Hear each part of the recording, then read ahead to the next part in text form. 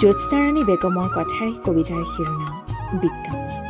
পাঠ শ্ৰুতিস্মিতা ডেকা। তোমাৰ বিজ্ঞাপনটো বিচাৰি পালোঁ, কিন্তু তুমি বিচৰা অৰ্হতা মোৰ যে অলপ নাই।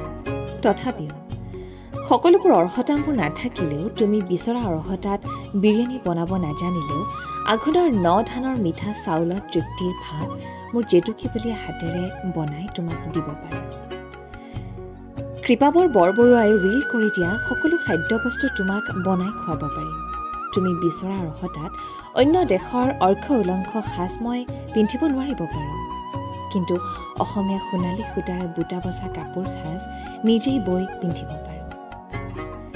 নাইট ক্লাবত গৈ তোমাৰ লগত গোলাপী নিচাত নাচিব নোৱাৰিম যদিও বহাগৰ বিহুত তোমাৰ সৈতে টাকুৰি ঘোঁৰা দি ঘূৰি নাচিব পাৰিম। উঠাত লিপষ্টিকৰ ৰং নলগালেও